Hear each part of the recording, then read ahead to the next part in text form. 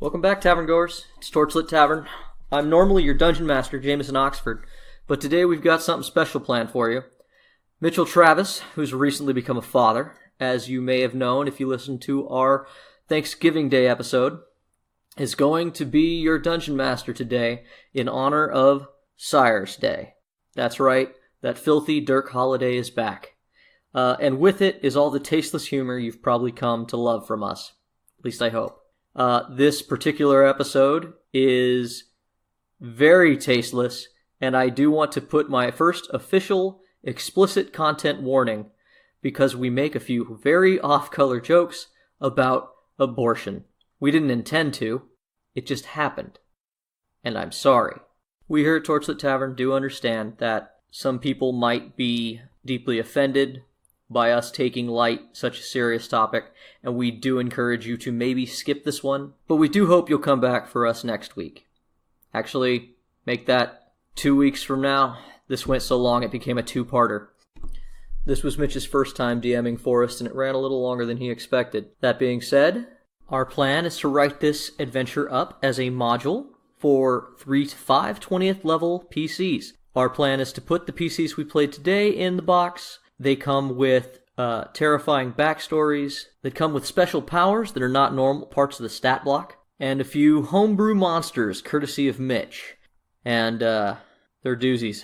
We're hoping to provide this through our Patreon. So if you sign up for Patreon, we'll give you access to these modules. My plan is to also go back and do some of our other holiday adventures the same way. The ending of this particular show will be rather abrupt because we left the ending to the adventure a secret. If you want to know how this adventure ends, you should join our Patreon and play this one through with your friends. I hope you enjoy it. I know it's going to be strange not having me as your DM. It was strange for me, but I had a lot of fun. Mitch did a great job, and I hope you enjoy it. Enjoy the show, everybody.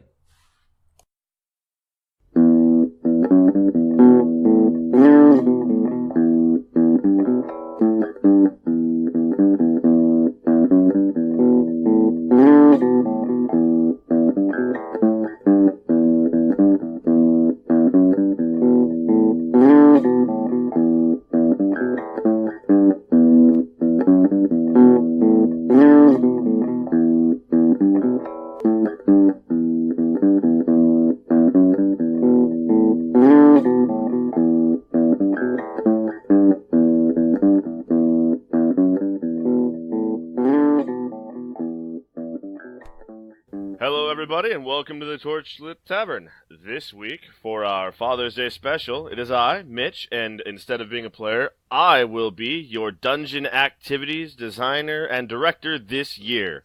Now that's a mouthful, so I'll let you break that down, and you can just call me Daddy. Oh, help us. I don't know how to reverse that one. You can't reverse it. It's done. That's good. And to my left an abortion. Too topical. Good thing it's still legal here. Woo! Not in 38 weeks. Anyway. Lord. We're in California where we have sense. Anyways, edit that part. We'll cross that bridge when we get there. And to my left. Vaccinate your kids and have abortions. It's Ryan. The thing said on Torchlit Tavern does not represent our thoughts or our ideas on any of you're these goddamn topics. right it does. It is all done for comic It effect. may or may not. Ryan, left boy, go. All opinions are my own.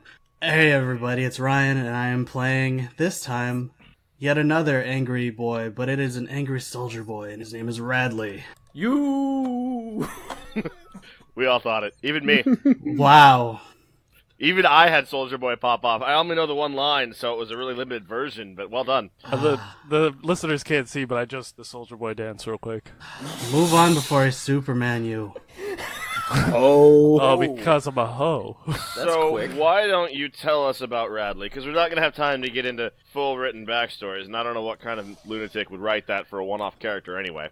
He's a stabby, angry soldier man who, I mean, it's basically Roy, but not poor. Okay, but where do you come from? What's your That's the your shittiest setting? description. Yeah, yeah. You've just literally described every D&D character. I play a healer. What do you do? I stab things. Okay. Yeah, I mean that's D&D for you. I mean, have you listened to that podcast? All those fucking assholes playing warlock rogue combos. It's ridiculous. Yeah, it's stupid. God, I hate that show. Terrible. We should stop doing it. Radley's a mercenary. Radley's a mercenary. He goes where the combat is. I'm sorry, I gotta take a break. My fucking camera flashed up Jay right after it's a shitty show, and his face is just like, I don't know how to feel about this right now. Just trying to get my spells together, and I'm feeling kind of attacked. As you should. So we have Radley, the mercenary, who fights for mercenary. I fight for fighting's sake because I'm rude. All right, better. I feel like our development's a little weak, but I've come to expect that from you. Thank and you. Who's to your left? Way to stay on brand. Yeah, it's you, idiot. Oh, sorry. Look, You're a player, fucking. yeah, Way to stay on brand, Jay. and to Ryan's left is confused, because this is... What's a player character? I don't... They're the things you hate. Oh, okay, cool. I'm in the headspace now. My name's Jameson Oxford, and I will be playing a PC that I've named Scaramendor. And a warlock cleric combo who worships the god of Moors, and I think I'm just sent here to deal with some undead, because that's what I do. I'm very good at it. I've been doing it for a long time, because they made us 20th level. Mitch is a fool. And just for the listeners, I want to clarify that when Jay says PC, he means player character, not politically correct. We wouldn't do that to you after this long of a time. Yeah, never. That would be a Never. hit to our brand that we couldn't do. Never. The only thing that keeps me moderately politically correct is being too busy Editing. DMing. God forbid. Yeah. Oh, sorry, Jeff and Randall. What's up, dude? Yes. Abortions. Yes, we do try to do that. And Scaramendor... wow. Scaramendor is Aramendor's brother.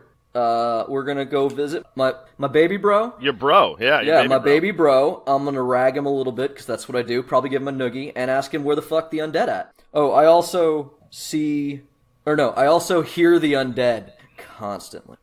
We shouldn't say bro a lot in a Father's Day episode. I'm gonna get triggered and start yelling and bracking. It's just what happened last year. Oh, Randall, my poor little summer child. Do you dare to imagine in your mind that a Torchlit Tavern Father's Day episode could escape the glory of Dirk? It's Sire's Day. Oh, no. It's all Sire's Day. So who's next? Hi, my name is Randall, and I will be playing Captain Silvers, who is an agent of Moors, who is a sort of privateer for Moors. Get them where they need to go and go blow shit up where they need. I am a bard rogue, because swashbuckling is awesome. And I do not have a reverse to daddy, because that was really well done, Mitch. That would be The mommy. only reverse to daddy is... Never mind. Abortion! Abortion. That's the theme of this Father's Day episode. Abortion. All right. It's gonna be real hard to edit out at this point. Oh man, it really will. Whoever's taking this one, Yeah. have a fun time. Yeah, have fun with that. Abortion, abortion, abortion, abortion. And to my left... All right. Finally, it's my turn. I am, as you've probably come to know, hopefully at this stage, Jeff. And today, I won't be your gentleman's skeleton or your jellyman, skeleman, or any of the sort. Today, I am Greyot. Greyot is a hobgoblin, a blood hunter, and a tortured soul. I've spent years, hundreds of them, trapped due to an unfortunate circumstance. No, Ryan, it wasn't an abortion. I'm sorry, go on. And now being freed, I continue to commit myself to the Moors, for they're all I have left. So as you may have gathered from our players' introductions, except Ryan, who sucks, these characters actually have a pretty well-developed portion of backstory. Now, one thing before I forget and roll past this. Jeff, I believe you are using a homebrew, correct? Yes, I am using a very specific class from the D&D Beyond that is actually a critical role class. We're honored that they put up stuff for us to use, and I'm very excited to try it out. And of course, big shout outs to Critical Role for allowing this and for being one of the sort of, not necessarily pioneers, but one of the real workhorses of the D&D podcast genre. Yeah, we're also getting this stuff off D&D Beyond, which we have an account on, and you can actually go find Torchlit Tavern on it and follow us and take a look at some of our homebrew and stuff that we're starting to put up there. I believe I'm starting to make some of it public, so give it a look if you're on D&D Beyond. Yeah, go ahead and look. Just don't ever look at my player sheet. You'll just be Whoa. disappointed. On the note of creating content for listeners and D&D Beyond, one of the things that we are going to do for our Patreon contributors after this episode is we will give you access to the 4 characters that are being played today in this episode and the campaign mod. So if you are a Patreon supporter, you'll be able to view those materials and you can run your friends or players through this campaign. Just, throw us a bone and recommend us if you do. Or don't. Whatever. Please do. So, are you guys ready? This is going to be a little bit of a wild ride. I don't know what the fuck I'm doing, and I know that you don't either, so this is going to be interesting. As ready as I'll ever be. This is fucking unholy. Well, that's player. why you're here. Because it is unholy. I'm super excited for Jay to be a player. As we get to stab him! A few of you know, I've been waiting for Jay to be a player. I always Jay has stab the Jay. greatest player stories. I'm so excited. I have a piece of sage advice. Don't hate the player, hate the game. Oh, gross. I hate both. Be water. I just realized I forgot to mention Silvers is an aquatic half-elf. So, Fish Boy. There we go. Oh, fun. So, it has been about 2 weeks since you received your missive. Now, you are all enforcers of the Church of Moors, and per standard policy, the missive that came to you was not signed. It bore the stamp and sigil of the church, and basically had all of the formality and due process masquerading, please get here now, please. So, you've been on boat with Randall's character. So, you are coming to the end of a 2-week voyage on Captain Silver's ship that he has been running for quite some time due to his past life, and, well, he's the captain, you're not. So you arrive into the port of the town you have been sent to. It is the town of Griffonport. What is this dump? this is kind of a shit show. There's no shit present. You come into the docks. There's no shit, it's gray water. We've established that. And yes. There is an odd lack of fishermen and common folk that you would normally be accustomed to seeing on the port side area, which is strange. In fact, this whole dock area, except for a few workers, is pretty vacant. It seems like a majority of the town folk are somewhere else, doing something else. You set your mooring, and you depart towards the Church of Moors. And I believe Scaramindor is the only one who would know where that is in the party. I have never been here. I am relatively unfamiliar. Never made port here. Anyway, boys, it's time for us to go find my good brother, Aramindor. I believe we can find him at the Church of Moors, which I think is this way. Oh, what time period are we in? We are in present-day Griffonport.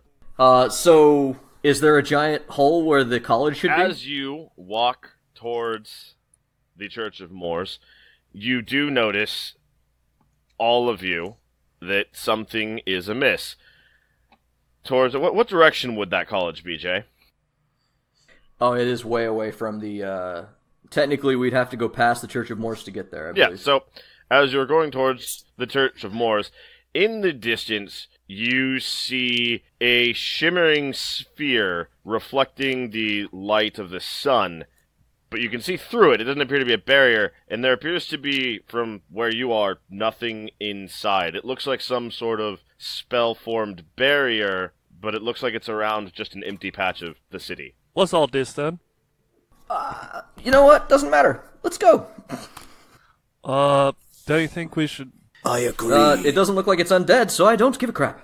Oh, that's fair. And I take us straight to Aramindor's house, because... Aramindor's house or the Church of Morse? Oh, you're goddamn right, Aramindor's house. I don't deal with these low-level Church of Morse people. That's fine. Then you're going to have to hook left and go to the Poor District. Yep, that's cool. As you pass through the Poor District, you pass by a large bar that appears to be orcish based on its design and lack of a dam that was given with various repair attempts. The most dangerous thing in this town is the grog in there. Do you hear me? You move towards the outskirts of Poor District, and at the very end, you find an oddly proportioned... It's a 2-story tall house, but it is designed in single-story fashion. There is a goblin out front tending a small garden around a tombstone and a rough iron gate that encircles the perimeter. Hello. Huh? Where's my brother? He's at the church, where he works. He works? Yes. Oh my god. I thought That's we news. were going to the He's church. a priest of Moors. Why are we not at the church? Every time we've seen him, he's been here. Has he? No, the only other time was down in the crypt. Didn't he do Church of Moors stuff with Jeff? Never once. Fuck it. It's canon now. Once. Even better. So yeah, we head back to the church now. I'm done. I did my detour for you. I take him to the Church of Morse. Idiot. God damn it. This was not a church. So don't one of you just have something about Eyes of the Dead or some strange quirk like that, Ryan, who didn't mention it? It's me. Yeah. So while you are there, you do notice the spectral silhouette of a young girl hovering around the tombstone. Doesn't say anything, doesn't interact, doesn't seem to be out of place, but because you have your strange sight, you are able to see that. Does it seem hostile? No. It's a very strange thing to you. Normally, you don't have the ability to greatly differentiate between real and immaterial things. This seems almost like an immaterial shadow of an immaterial thing. Like an imprint rather than the actual entity. Disconcerting. It is weird. It is very strange. Do you say that out loud? No, Okay. So no, you don't let us know that you see that? I do not. Okay. And, Jay, you don't hear anything, so you're not made aware of any sort of disturbance. Yeah, Jay, stop backseat DMing, damn it. I want to know if you tell me things. It's important if you tell him things, because he can't see any of that, so it wouldn't matter anyway. Haha! Anyway, so you make your way to the Church of Moors. And where's the Church of Moors? Church of Moors is center-ish, right? I think in Griffonport? Yeah. You make your way back towards the Church of Moors, and this takes you onto the more main streets. You were sort of able to just skirt up around the outside of the town to get to the Poor District, but now you have to go into Griffonport. And as soon as you make it out of the shanty town of the Poor District, it's a pretty nice city. Fairly well maintained. It seems that this city does pretty well for itself. You notice a contingent of dwarves hustling down one of the roads, which is odd on a surface town, but not unheard of. And you come to a hedge wall on the middle of a main street. It looks like it is new, and it looks like it has been grown out today. Odd? It isn't impassable, but it is in your way. I cut through it. Yeah, is it just plain old plants? Just plants. I cut through it. I don't know where I'm going, so I'm not taking any privilege to cut through something. I Just cut follow. through it. Well, You heard the man. Greyot, now you don't have to, because Radley has done that for you. Well, shit. It's just a bush. I don't recall this being here. It'll grow back. As you cut through the bush, on the other side, a Cat. woman yells at you, "Oi!" And you turn to see her, and she is unnecessarily scantily clad. She is wearing Who's a very the judge of that? shortly tailored top that barely covers any of her assets at all, and the bottom end is also very hardly covered. She is painted in bright colors and glittered pigments, and she has her hair partially tied up and partially down. And she looks at you again. "What's your problem, man?" What? "It's for the parade, you daft." It's in the middle of the road. "Yes, of course. Move. I need to fix this." Distractions. I'm gonna walk through it first. "Yes, just move, and then I need to fix this." Is there one on the other side of the road? No, it's right down the middle. It is run right down the middle of the road. Oh, strange. I thought they were rolling off the road. Okay. I continue forward. as you continue forward, she doesn't waste any more time with you, and you don't need to with her either. And you become aware that she is some sort of druid-type person. Maybe a wizard, maybe a hedge wizard, it's unclear. And she regrows the... How fucking dare you. She regrows the headstone in the middle of the road as you continue. What is this parade for? You said not to bother with her, so now I'm going to.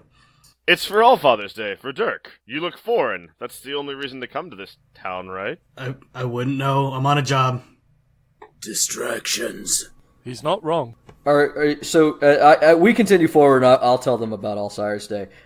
There's a really minor church. It's practically a cult now, known as the Church of Dirk, but certain holidays can never be shaken, no matter how many times you bathe the fleas off. And it's Sire's Day. They truly worship the father figure here in town. Get your dicks! And, get your dicks of Dirk! And they like dicks. Get your Dirk dick necklaces! Now, now when you say dicks... I mean, if you look sporting goods. In the direction of the crier, you see a man with a box in his hands, and he's wearing about 14 garland necklaces, all of which have various clay or woodcraft, dicks hanging at the end of them. Real quick, Silvers just pulls out his necklace, and right next to the symbol of Moors is a jade phallus. And he just kind of looks at Scaramandor. I look at him like he's a fucking traitor. Then walks past. I look over at the crier yelling, "Get your dicks," and I go, "Those aren't dicks. They are merely crafted phallus." You're a crafted phallus! Get your dicks! Point of fact, I am not. And a bunch of small children rush past you to go and get their dicks. You know? Leave it in there, huh? That's your impression you're leaving on him. Mitch DMs, small children get their dicks. I am uncomfortable with the traditions of this place. I'm suddenly uncomfortable with the city as well. Yeah, I don't visit my brother very often. I can see why. You arrive at the Church of Moors, and the doors are closed, which is unusual. Frequently, church doors are left open to be inviting. You are able to make your way in. They're not barred, they were simply closed. And inside this church has a foyer, correct? Yes. Inside in the foyer, there is only one retainer. There doesn't appear to be much other staff here. And he greets... Sorry, I didn't mean to interrupt. Just think of a Gothic cathedral. Jay, like, that is straight up what it is. You're a player. Interruption is your right now. He's not wrong. I mean, yeah, I'm the DM. It's my right. I'm not wrong. I'm not wrong, and you interrupt. This is the delicate balance of the universe. Good afternoon, gentlemen. How can I assist you today? Have you need of services of Morse, perhaps? Is this supposed to be a new priest, Hornig, or Aramindor? Dude, I don't know. New priest New priest it is. I don't know who the fuck you are with these people. I've never talked to them. That's true. I forget this thing. I've never interacted. We just ding-dong ditched a skeleton once. Exactly. I immediately hold my hand up to this person as they start speaking. I hold up my hand, which has my very fancy symbol of Morse, and I say, I don't have time to speak to you. Where's my brother Aramindor? Or your boss, Hornig? Also, side note, I feel as though my armor's probably bears the emblem right on the chest. Nice. Yeah, no, it was a dumb question. Have you ever met a secretary, a desk secretary in particular? Their fucking CEO comes in, they look him right in the eye and go, fill out the visitor form. That's rude to secretaries. How dare you? No, let me tell you, it's their job, not, man. Because if I don't get your ass to sign that fucking form, I lose my job because of your ass. You walk a fine line when your CEO is staring you down the face. Are you going to not do your job directly in front of him? Yeah. I walk to the side of Aramindor and go, I'm sorry very much for my friend here. Could you please... Scaramindor? I don't care. Scaramindor. Could you please summon Aramindor? We were summoned by him. Behind you, you hear a door open. Scaramindor, I thought I heard the voice of my brother. You ass. I immediately dance forward and go, Brother! And I wrap him in a headlock and give him a noogie.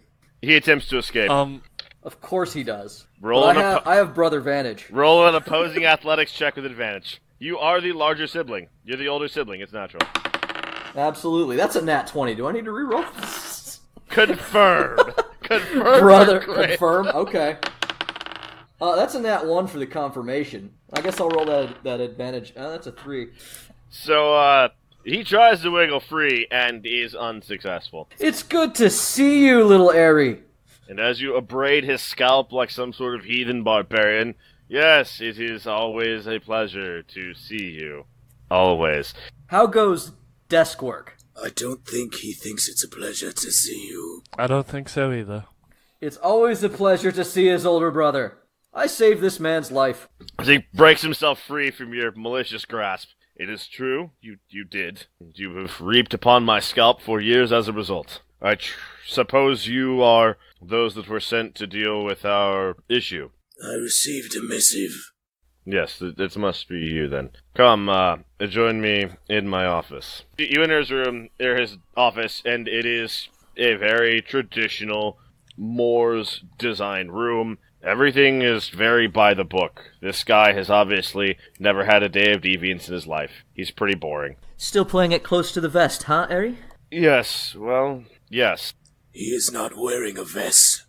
He's not wrong. I mean, you totally can play Drax, but that wasn't... He's lost contact. He was locked up for like 900 years. Yeah, I got the Drax parallel immediately. Yeah, I love it. perfect. So all of his nuance is gone. Whereas before he used to understand it but not speak it. Now he barely even understands it. Fantastic. It's like a very, very late stage. Don't you fucking say it, you piece of shit. Don't you do it. Intervention! A very, very, very late stage intervention of social Yes. habits and abortion. Oh my god. I got you, Ryan. Why are you afraid of abortions, Jay? I'm not afraid of abortions. I'm pretty sure Mitch is... question. If they induce, is that just a late stage abortion? Wait, it's time for a random Mitch fact. Oh, here it is. Oh! Oh, I love these. Depending on the medicine that they use for induction, it is 100% an abortion. Ah. Okay. I actually recently just learned this. For those of you listeners who don't know, I am a father now, by the time you hear this. Yeah. Oh, yeah, that's why he's totally DMing our Yeah, Cyrus I Day am episode. the Dad's Day Dad of the Dad's Day Dadcast dadding.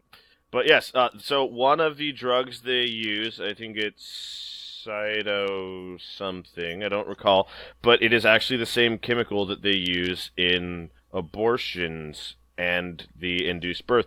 To my understanding, the chemical just puts the body through the birth motions at whatever stage. So like with my girlfriend, they're going to be putting her through induction to be in a more controlled environment, so they give him that chemical, it triggers the body's responses, and the body goes into the labor process, rather than waiting until like 2:30 in the morning and then having to drive down to the hospital and deal with all that BS. Yeah, well, flamingos are pink because they eat a lot of shrimp, so. So Aramendor reaches into his desk and pulls out a large leather-bound tome. And then he scoots that off to the side and pulls out a stack of paperwork. And then he scoots that to the side and he pulls out a pen and some paper. And then he scoots that to the side and he mutters under his breath, "Where the hell did I leave that damn missive?"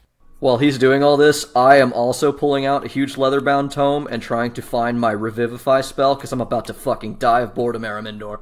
He stops and he looks up at you and he just stares at you, visibly hurt. You've hurt his feelings, obviously. Eri, we're here to put down some undead. Point us in the direction of the undead. I'll sign your paperwork when we're done. I promise. This time, I really will sign it. Alright, go. I said point us in the direction. Yes, go. That is the direction. We don't know. Okay, this is unprecedented, but please, Eri, tell me what's going on. If it were possible to die of boredom, I would have already done it. He's not wrong. Is this the same missive that you sent us? I did not send the missive. I submitted my report to the church retainers, and they generated the missive to distribute to whomso they thought must, to my begrudgment, would be most optimum for this task. That's a long-winded way of saying he did everything he could to avoid telling me to come. First of all, it is not my job, and second of all, you're damn right. I mean, as your brother, it would be really weird if he told you when to come. I dislike this man's taste, but he is correct. I draw the line at incest jokes. Dear Morse. I got that one. I'm sorry, next time I have a silly joke, I'll just abort it. Are you quite done? I have a parade arrangement to make, I have things to do, and the sooner I am departed of your company, the sooner my day gets better. Agreed. Harry, now I'm hurt. You guys watch as Aramindor drops a silence bubble. Counterspell.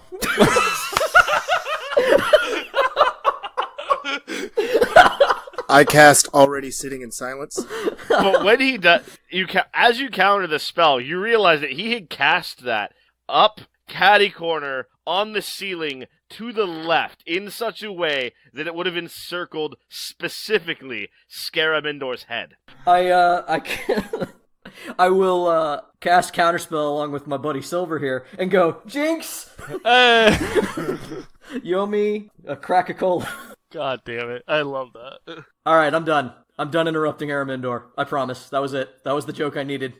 So we have an unusual issue growing here. They are abnormal undead. Hence why you called us. Yes, we have tried the typical sanctity methods of the Church of Moors, and we have found that even such things as turn undead do not always affect them. I've turned to Radley, and I'm just doing the mouth flapping motion with my hand as Aramindor continues talking. This is what has elevated this to your esteemed assignment. We attempted to locate the source of these queer undead, but we were unable to do so. We sent one of our men, Jarthan, to see if he could track the source. He sent us a note indicating that he believed it was in some ruins recently discovered under the city, but we have not heard from him since.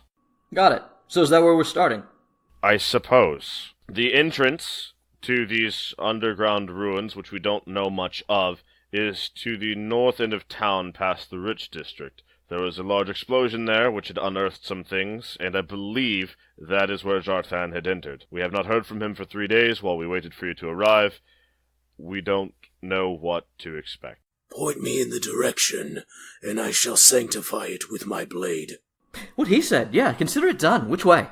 North. North. The north. I leave. Scaramendo, I see that you are as daft as ever. Allow me to speak slowly and clearly. It is to the north end of town, past the Rich District. And he just continues yelling at you as you leave. I follow Gray out. The last thing you hear of Araminder's voice is him tailing off and yelling, "You ass!" as the door closes behind you. I love him. I'm so damn proud of that boy. It is not visible. What do you mean? He loves me too. Sure. Debatable. Ryan, perception check. Okay. Let me pull up my perception skill really quick. Roll a dice. It probably fails. Just to double check. Most likely not. We'll see. 24. All right.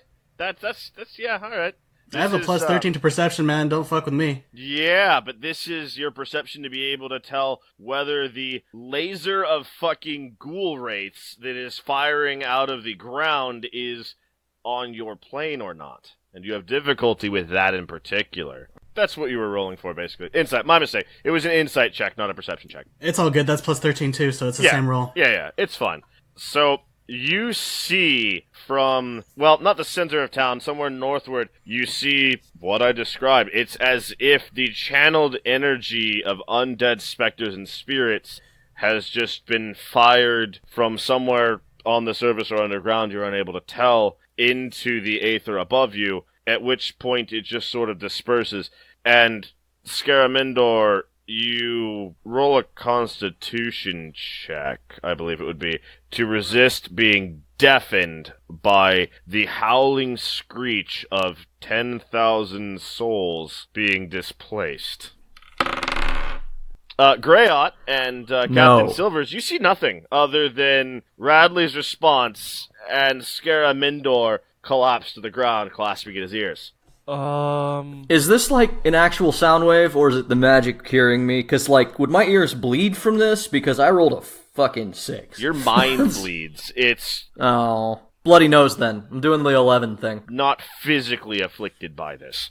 Oh, God. Alright. You guys just see Radley suddenly grab at both hilts by his side, and then I guess relax, because it's not real? Yeah, as far as you can tell, nobody else has responded to it, which is your best indication. It's not a here problem. It's a Okay. somewhere else problem. I look over at Scaramindor, notice he fell to the ground, and proceed to say, "Does your affliction bother you again?" There's... Wait, what'd you say? Ow. I lean over, and I hoist him back to his feet. We have a mission. Yeah, and I have a fucking nosebleed.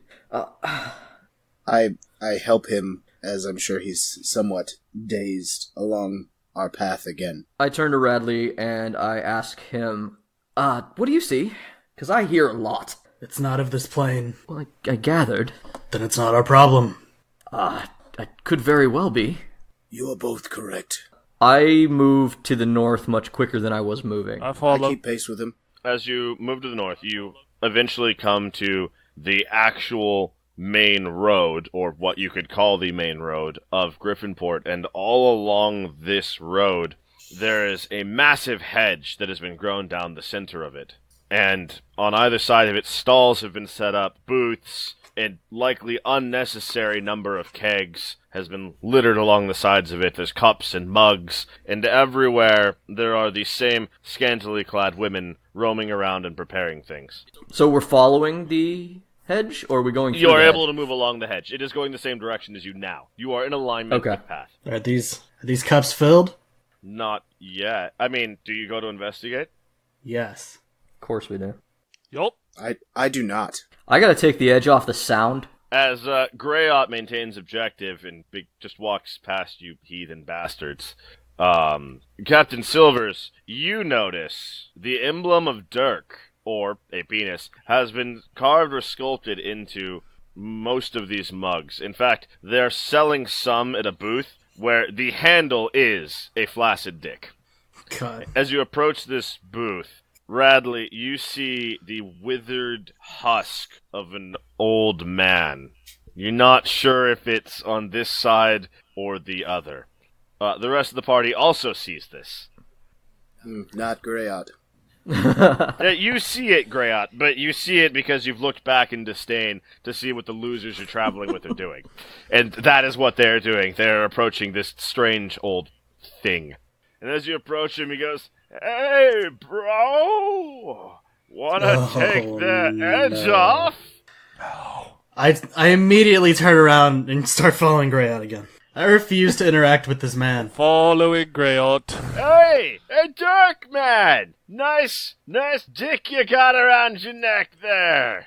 And he reaches down his baggy old shirt, and he pulls out a similar jade phallus that grows just a little bit longer than yours. And to the left. Yeah, He does need to switch typically. hands. I gotta go. I see ya in the drink, boy. You want something to wet your whistle? He says to Scaramindor. I am backing away slowly. He pops the keg, and he fills one of his dick mugs with the nice golden froth. You can smell the hops. It is well-made beer. And he fills the I'm mug now walking and forward hands it slowly. towards you. He turns the cup so its flaccid dick is facing you. Take it. It is Dirk's day. Be refreshed and rejuvenated. It's nice. I take the cup in such a way that I'm not holding on to the penis. It's nice and frothy. My pinky out. Gotta keep it fancy. You kids have a good time. Now you come back for the parade. My name's Brian, bros. Good to see you, bro. As I quickly drain the ale and chase after Greyot. Greyot maintains heading at pace called for with the urgency of the mission. Good man, Greyot. Good man. This is why people appreciate you. It might be the only reason people appreciate you. But this is It why. most likely. Yeah. So you make your way through to the rich quarter, and as you get to the rich quarter, the hedge gets more and more diminished until there is nothing left. The carts, racks, and stalls continue to be set up along the side of the road until you hit a large circular road section, right? You have the big roundabout in your rich quarter. Yes, technically that roundabout goes around the castle, but there's also like a courtyard that leads into like the merchant quarter heading toward the dock. Yeah. So you come around this roundabout, and that seems to be the head of where the parade will finish. You continue on past that towards the northern end of town. So the the head of the parade is where the big dick lives. That's the dickhead. Yeah. Yeah. So in case you aren't drawing this image in your mind, like I'm pretty sure I'm correctly drawing, there's another hedge somewhere. He's made a giant aerial view dick. Yes. Two hedges And lead to this circle. likely there are balls. You know from your very brief experience with Dirk that the Dirk symbol is the cock and balls. It is safe to assume at this point that this level of classless debauchery has been escalated to a city-wide scale. Silvers, you're familiar with this, correct? I'm familiar with the god and worshipping him just by being dadly, but I don't make port often, so this is a bit new. Okay. Radley just This shakes is like his head as he rich makes the people connection. Christmas levels of unnecessary tribute. There's just blown up dicks in every lawn. Like sculptures and hedges. And, They've been up for like a month in advance. yeah, it's Instead of minions, they're yeah. just dicks. They still got the one eye and everything. So Greyot is taking the lead due to his deliberacy and his willingness to continue along the path. You come to the north end of town where there is a fortified wall and a large hole in where the fortified wall used to continue. There's the remains of the gate on one side, and you see what would best be described as a shit ton of dwarves in the area. They have set up shacks and shanties, and they are working on repairing the walls, and you see many of them have set up elevators and other contraptions to lower themselves down the outside cliff face. Well, this is new. Ho there, dwarves. Hey? What can I help you with? Does anybody speak Dwarven? Nope. I speak Dwarven, I'm speaking Common. What can I help you with? I swear, does anyone here speak Dwarvish? I can't Hi, understand him. hello, sir. Yes, sir, what can I help you with? What can I do for you today? Here's the construction I'm not site. quite What's the sure. floor? Scaramandor, what did you wish to ask him? Silver, I wanted you to speak in Dwarvish to him so that he understands what you're saying. If you speak slower, they don't get it. Look, I'm speaking English. I speak in the Common. I know what you're saying. What do you want? I know you can understand what I was saying, thank you. You see this man against Speak me? to him in his language, you insufferable prick. Scaramandor, Yes. I'm going to pull out my lute soon. I walk forward to this dwarf. Good I afternoon, sir. look What can I help down you at with? What him. do you need? We're here with the Moors. Where are the undead? Oh, the Moors! So you hear about the underground thing with the church and dead, yes? Point. Oh, this way. Would you like to take the elevator to the stairs? Thank you. And I move. Would you like to take the elevator to the stairs? I just moved to wherever he pointed. He's pointing at two things. If you look at where he's pointing, as far as you can tell, he's pointing at the elevator or the I stairs. literally moved to the first thing he pointed at. Before following Greyot, I bow to the dwarf and I say, would you like the elevator to the stairs to you as well? And I continue on. The elevator was the first thing he mentioned. I assume it was the first thing he pointed at. Well, y'all have a good day. I hope you can clear things out. It's been pretty bad down there. I just follow Greyot, and I just am so baffled by our fearless leader. Fearless? And that, Leader? for our listeners, is a tribute to Strana, who couldn't join us today. So that was the insufferably incoherent NPC in his name. For who knows what reason. Perfect. Wherever you are, Strana, we're doing alright. Yeah, I hope you didn't get eaten by bears. That's the last place I saw you. There. You guys make your way over to the elevator, the stairs, and you get on the elevator. It has recently been a large portion of it replaced. The ropes are brand new. The guardrail on the back is brand new. It looks like maybe something happened, but now everything is in working order. There's a dwarf attendant there, and he says, "Going down, yes? Yes. Are you going to base camp, or are you going all the way to the We're underbelly? from the Moors. Are you going to... Where are the undead? That is where we are going. Well, we haven't seen any today. The underbelly. And he throws a latch, and the elevator begins to drop at a fast but consistent pace. About halfway down, he stops the elevator, and he gets off, and he bows to you, and he says, "Good luck with your endeavor today." And he just reaches out with a shillelagh stick and pokes the lever, and the elevator begins to drop as he leaves you. Not bad. It's just descending, and the dwarf has left. He's left and sent you on his way. He looked rather nervous about this and obviously did not want to join you into what he referred to as the underbelly. The elevator continues to descend, and at some point it is no longer along the side of the cliff, but actually descends down through a hole that has been carved into the rock, through a period of stone, and into an underground chamber of some sort. It looks as though it was standard ancient stone construction, and may have been above ground at some point, though it is unclear. This This does seem appropriate. I nudge the bard and ask if he has anything that might help us figure out where to go. Checking my spells. Scaramendor. While Yes. he's looking through his loot book to see what songs he has, you hear a voice. Excuse me, sir, from behind you. I spin around. Ain't nobody there. Fuck! Sir, excuse me, sir. Nobody else hears it. Yes? I tap Radley's shoulder to turn him around with me. Can you help me, sir? I turn. I might be able to. Radley, you see an urchin standing there. If we can find a spirit or a dead body of sort, we can speak with the dead and maybe they can lead us. Working I'm on it. You are unexperienced with these two. They need no spell assistance to see or hear the dead. To be perfectly honest, he asked me a question that's all I got. Yeah, like I said, we're on it. Radley, what do you see? Yes, sir, I might be able to help you. Radley, tugging at Scaramendor's shirt is an urchin, stands about 4.5 feet tall. Looks like he's had a rough life right up until whatever happened to his neck, and his entrails drape from his throat down the front of his shirt and onto the floor. His entrails? Yes, his entrails from his throat. I see a fairly eviscerated small urchin. Like, Scaramendor again. What? Something is wrong. I don't believe I'm in the right place, sir. you most likely are not, kid. Kid? I kind of nudge Radley. Radley, is it a kid? Yeah, it's a kid? It's short. I don't know. Okay. I look slightly down to where I think the voice is coming from, and I was like, what happened to you? I don't think you want to know what happened to it. I don't feel so good, sir. Can you help me find my way? And, that time you feel the tug on your garments. I feel it? Yeah, you feel it that time. You still don't see anything. Um, And, Radley, as far as you can tell, nothing has changed. But the other two of you, if you're watching this, you see what looks like a handful of Scaramendor's robes has been picked up by some sort of invisible force. So I can see these things, but I can't hear them? It Yes, seems slightly odd, but okay. and Jay can hear them but not see them. That's why you guys probably work together a lot. Yeah. Yup. Alright. so, Randall's spell would actually be, in a way, better. yeah.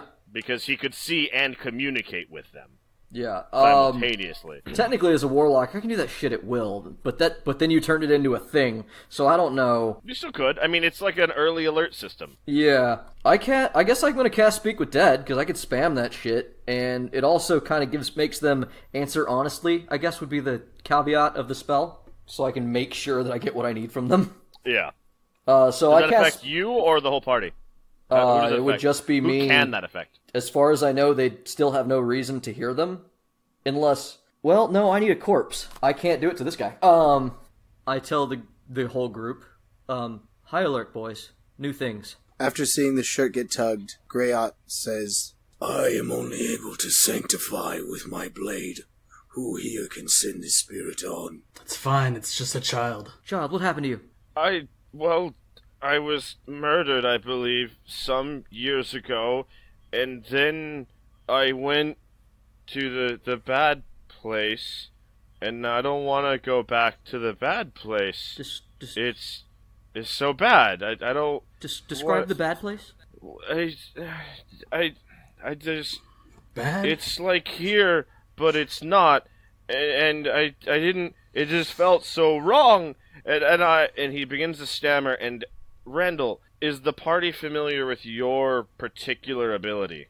I'm sure. I think maybe not, because maybe I was just charged with retrieving them and then bringing them here and working with them. Okay.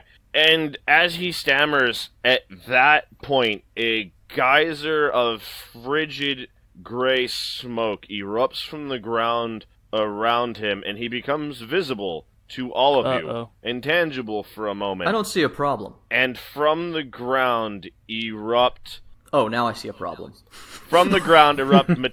ethereal maleficent claws that begin to grasp at his body and tear it into the void below.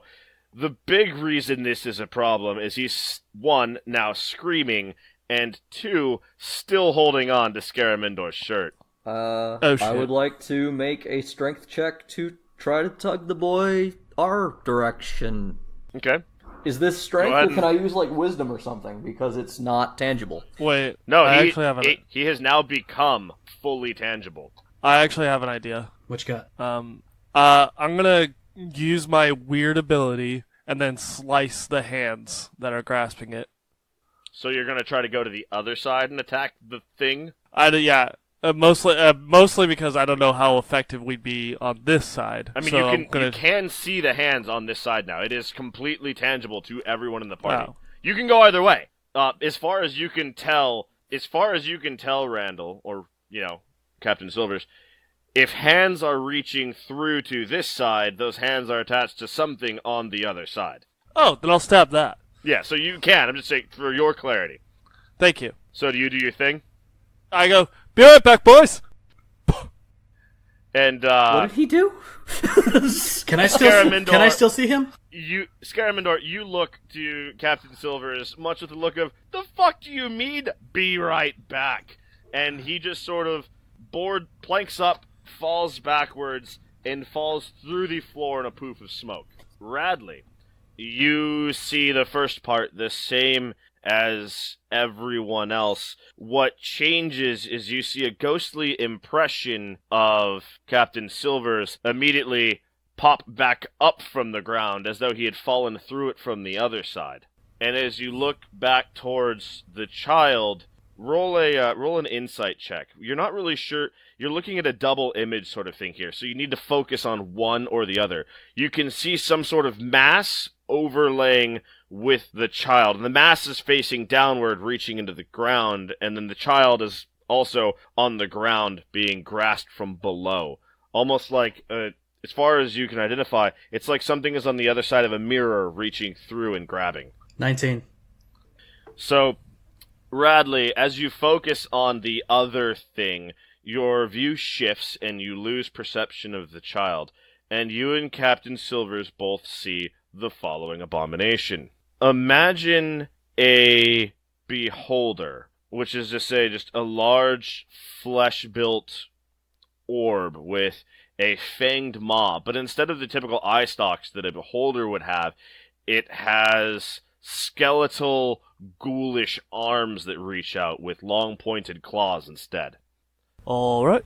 So, Captain Silvers, roll initiative. Actually, everyone roll initiative. Yeah. This is bad. 18, I think. Give me a sec. 22. Yeah, I know I'm a level 20, but I am 17. 21. What'd you get? disheartened. I got 27. Damn!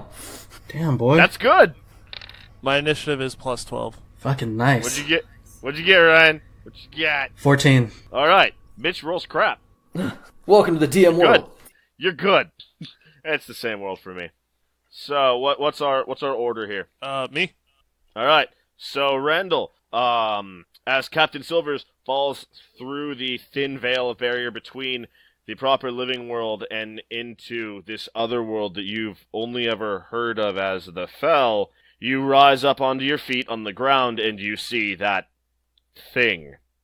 You've been to the Fell a few times before, but you've never seen this, whatever this is, before. Alright. What's all this then? So, Silvers is gonna pull out a longsword hilt. It has no blade until I speak a magic word, and then a blade of pure sunlight is formed, and I'm gonna stab this motherfucker. Now, does that emit light as well? Yes.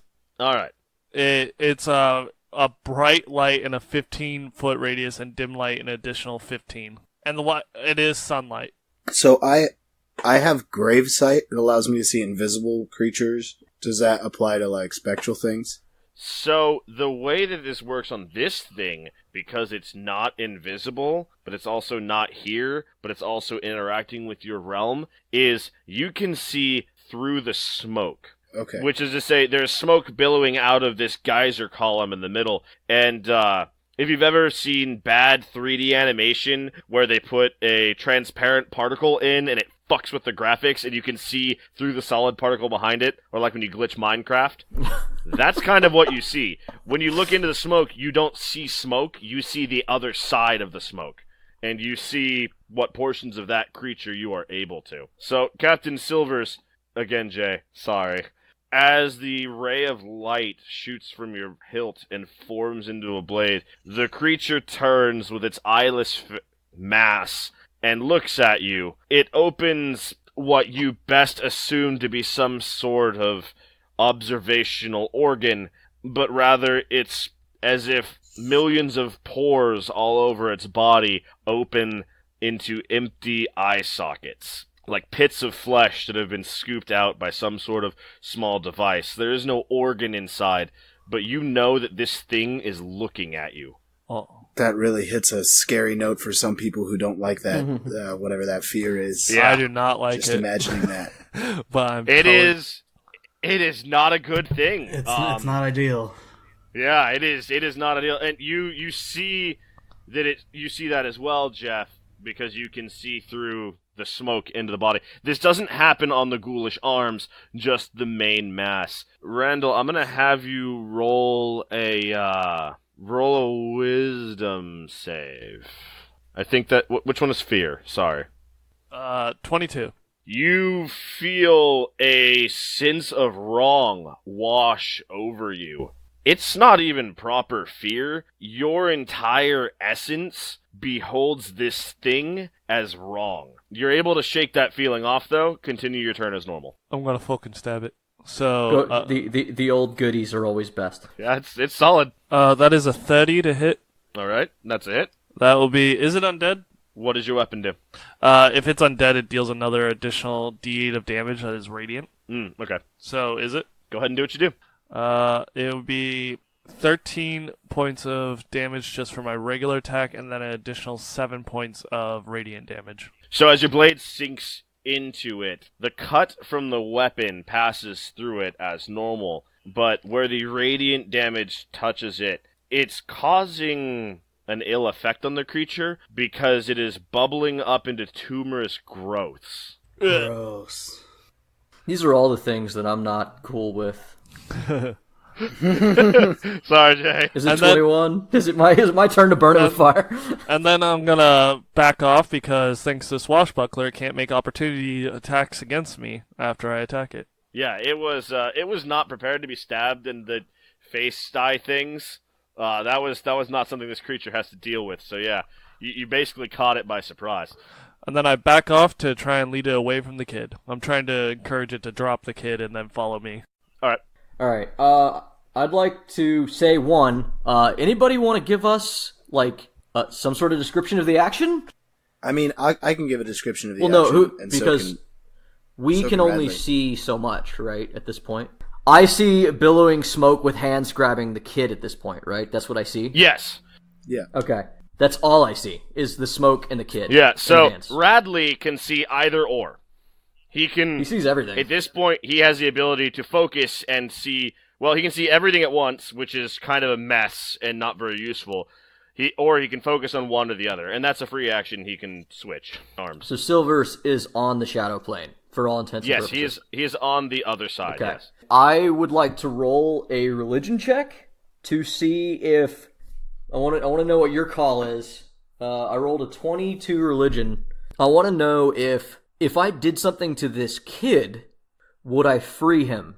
I mean what? free his soul. What are you thinking about doing? I'm thinking about Sanctify. something, yeah, or just straight up burning him with holy fire. Sending him to the other side, I think is I what would he's like really to trying abort this spirit.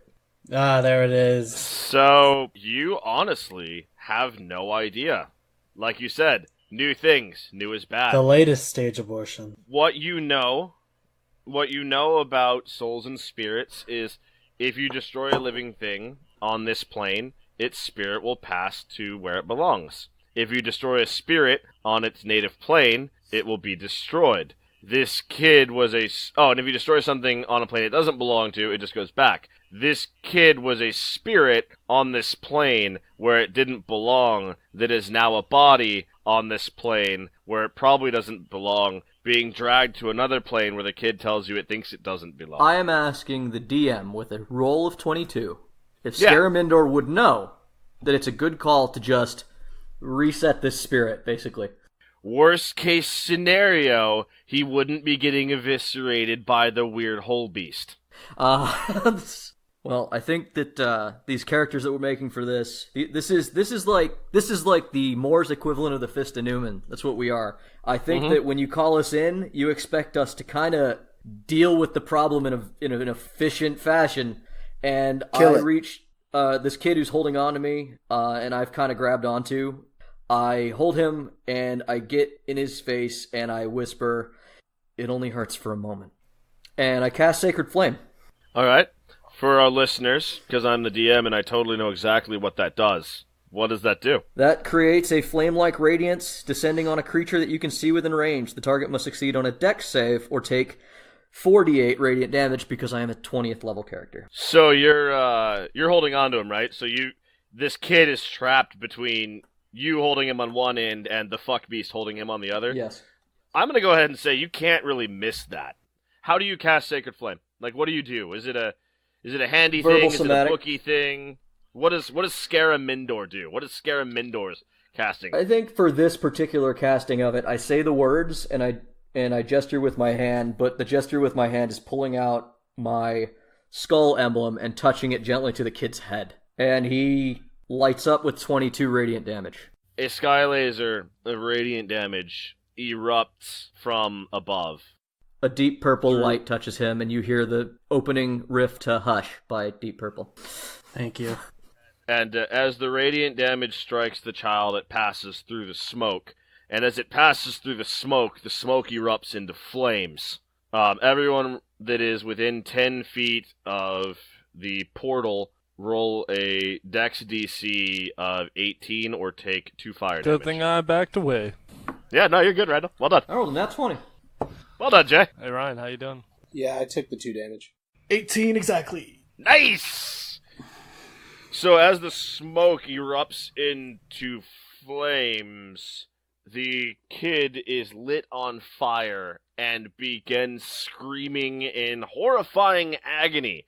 And the word he screams is thank you, as his body erupts into radiant emulsion. It's lit. Oh, thank God that worked. The portal has not yet closed.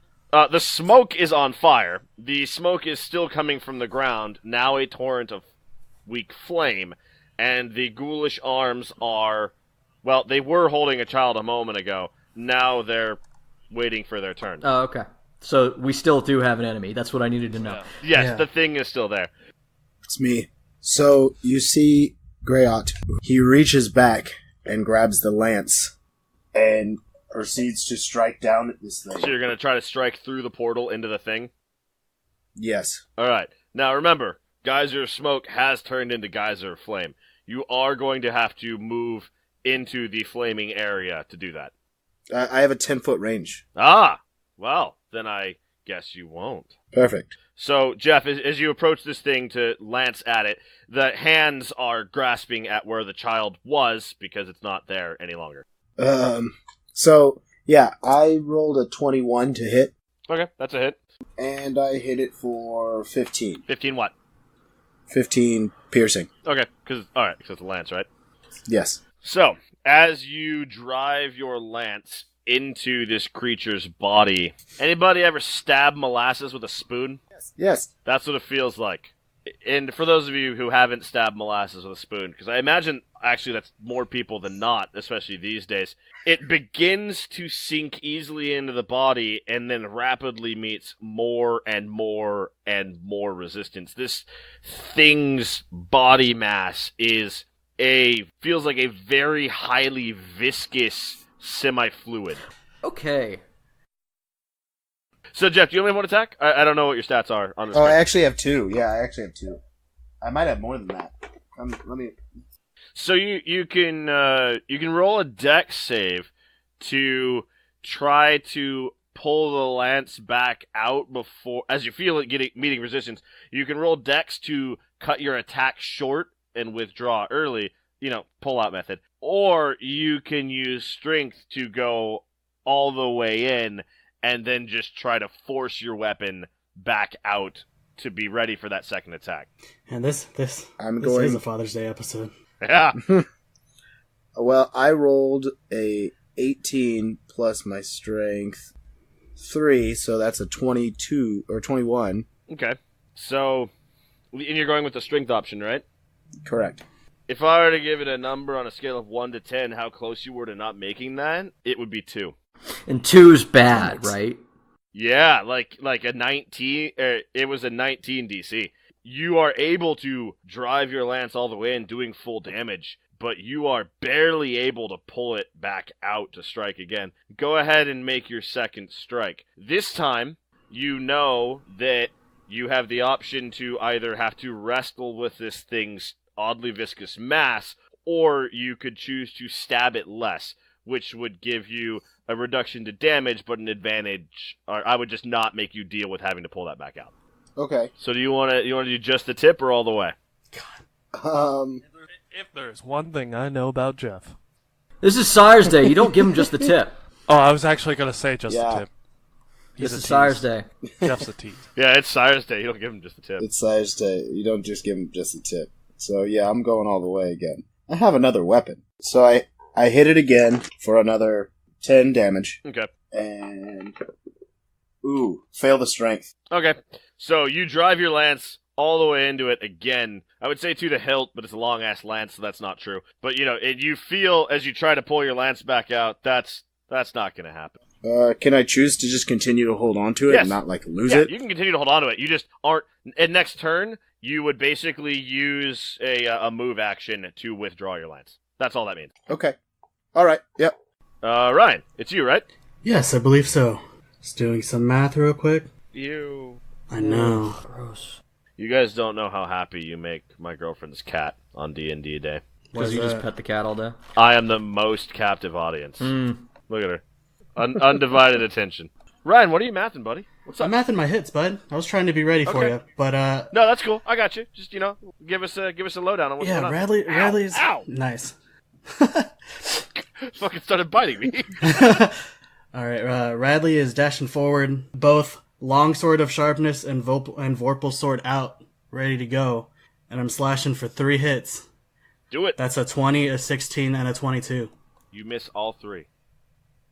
I'm just kidding. You're striking at the arms. Those are harder to hit. Your 16 misses. Okay. So are you attacking... There are 3 to 5 arms that are extended onto your side of the veil at this point. Are you attacking the same one twice? Are you attacking 2 different ones? You have the option to do that. I just need to know now. I will attack 2 different ones.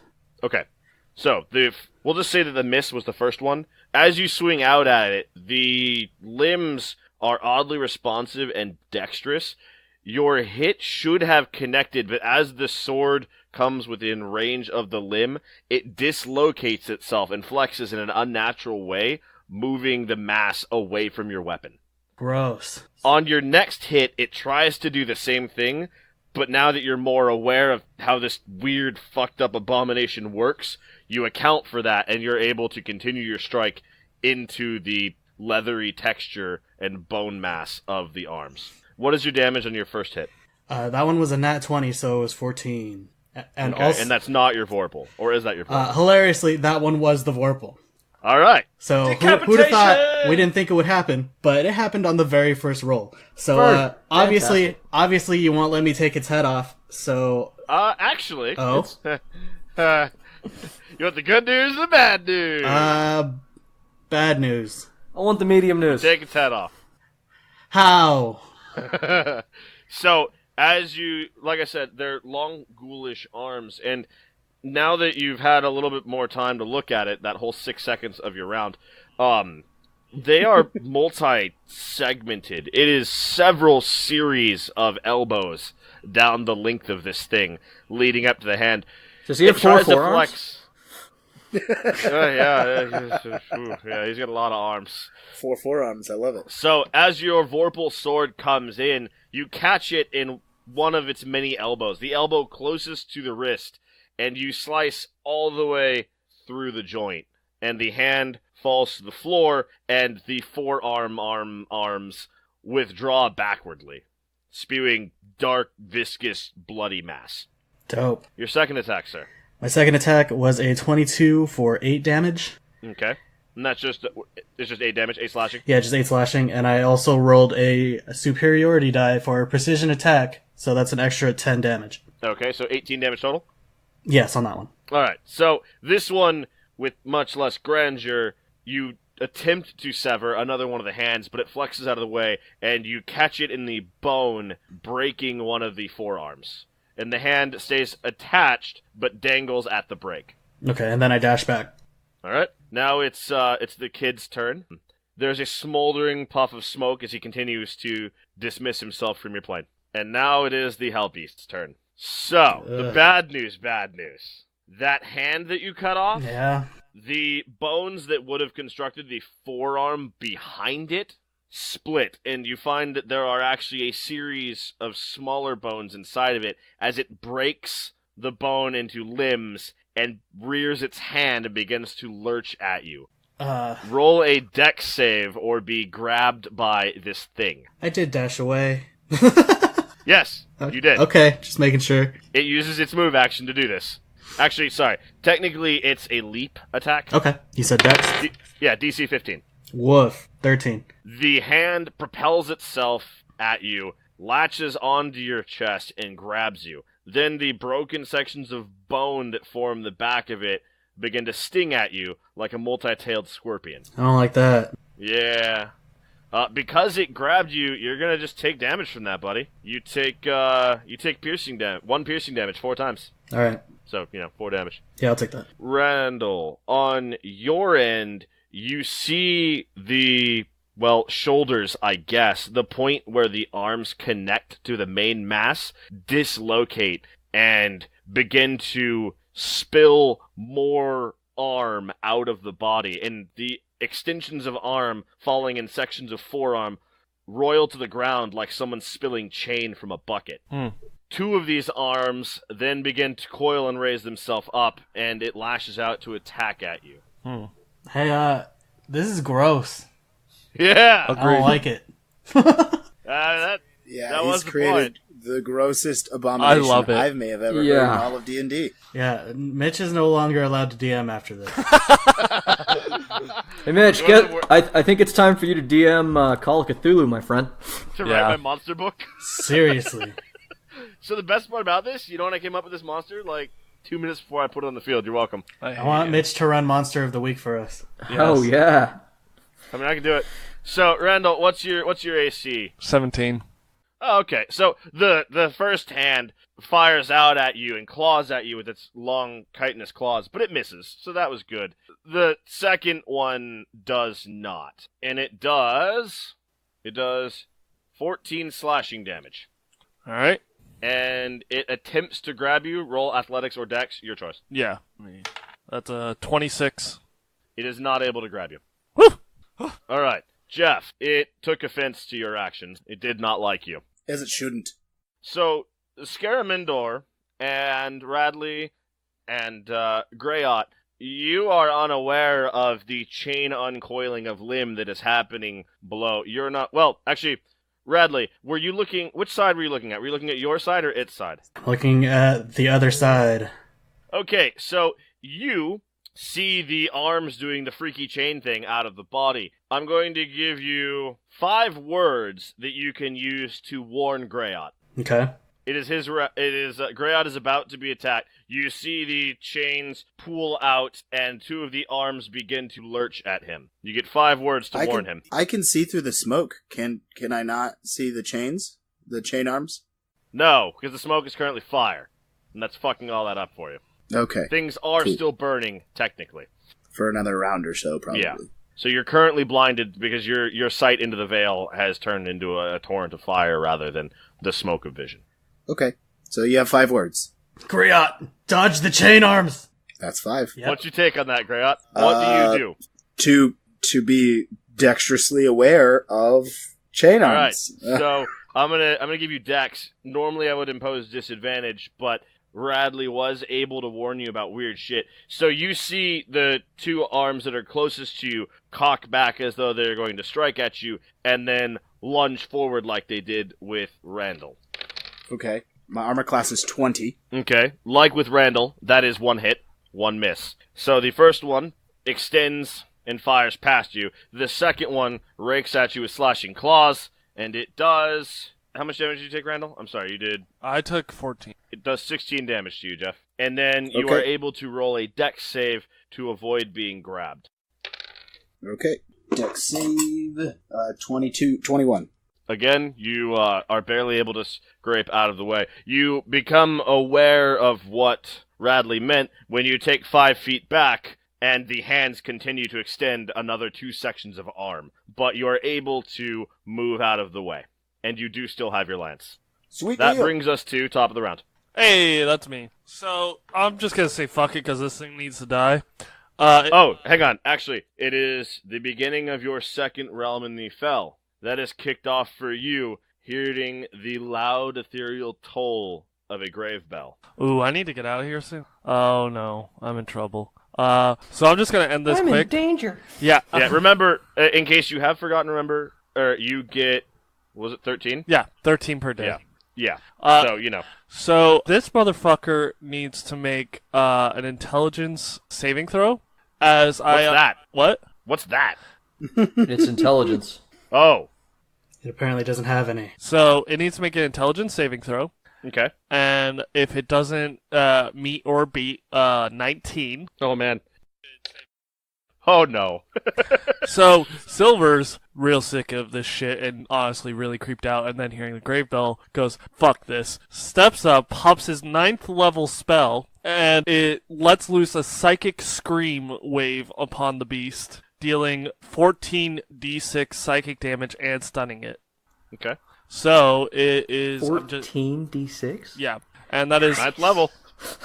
So I let loose 60 points of psychic damage from this psychic scream, and it is stunned if it's still alive. You do hear that, Jay. Ow. Ow. Scaramandor, you hear the sound of a distant screeching wail come through where the smoke is. The rest and everyone feels a high-pitched vibration as this creature then begins to roil in pain. When it takes your psychic damage, Randall, because you have a couple of arms right in front of you and a couple that had moved closer on its turn, you watch as the bones that make up the arms begin to snap and constrict as it roils back in broken pain. And you guys see that up above, too, where some of the arms snap and break and fall back into the mist gate. I turn to Radley and I say, I guess Silver's okay. Yeah, don't worry about it. I'm gonna pop back after hearing the grave bell because shook. Yeah. Gotcha. So I pop back and say, it's fucking stunned! Kill the motherfucker! So, Randall, that will be 2 uses for today. 2 rounds. Yeah. Okay, I'll just- mark it. Scaramandor. Is it How's still going, alive? buddy? Yeah, I don't, maybe. Whatever it is. It's not gone. It's still here. It was never alive. Yeah. It recoiled quite a bit after that. Am I still grasped? Ooh. I'm gonna say You were grasped by an yes, autonomous thing. I'm not you certain. are, because that thing didn't matter. Okay. It's just a thing on you.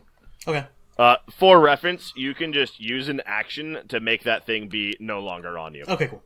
It has a strength DC of like 7. Alright. Is it undead? Do I need to roll a check? It doesn't look like a living creature. Then I use fucking turn undead. Yeah. Roll a DC 18 wisdom saving throw as I brandish my holy skull. And what does Turn Undead do? Well, if his challenge rating is lower than 10, it dies. As an action, you present your holy symbol and speak a prayer censoring the undead. Each undead that can see or hear you within 30 feet of you must make a wisdom saving throw. So, Scaramandor, you pull out your skull and what do you say? What's your words? By the power of Grayskull, I banish thee. Several of the broken chain arms that had resumed crawling towards you erupt into violet and green flame and wither back into the portal. As they do this, you hear a variety of shrieks and everyone can see multiple apparitional spirits escaping from the limbs. When Radley cut them, it dripped this dark, viscous goo, but now that you're burning them away, you are releasing what looks to you, as informed individuals, like souls. Good news, boys. I think we found it.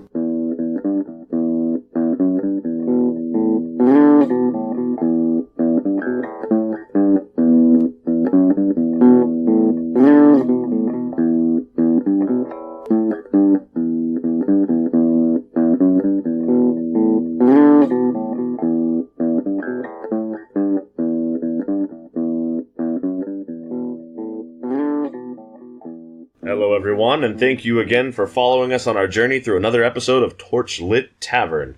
You've listened all the way to Arc 3, we hope. If not, you can always go back and catch up on what you've missed. First of all, myself and the rest of the members in the Torchlit Tavern would like to say thank you to everyone who listens to us. We love telling our stories, we love your engagement, and we love to entertain you guys, so thank you.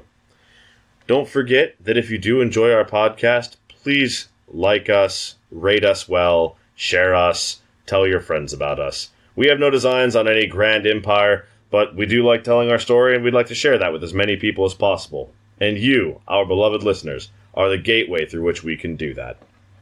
If you're looking for other ways to listen to us, we can be found on Apple Podcast, Spotify, Stitcher, or your preferred podcasting service.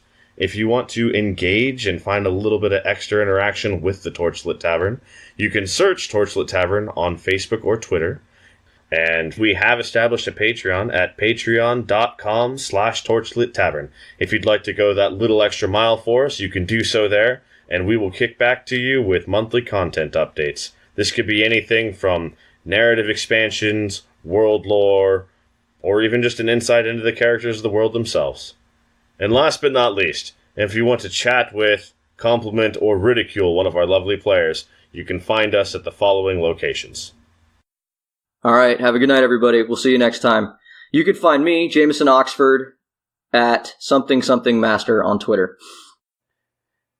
And you can find me, Ryan, aka Roy, at Ryan SCB Santos on Twitter. And I'm Randall, and if you want, you can follow my inactive Twitter account at Argo Omega, or you could just look at the Facebook, and I'll be there. This is Jeff, still playing the Jello Man Skeleman himself.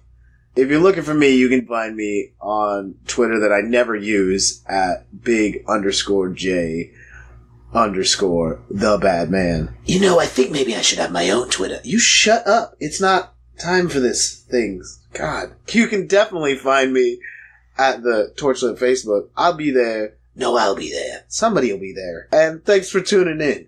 Fuck you, Warlock.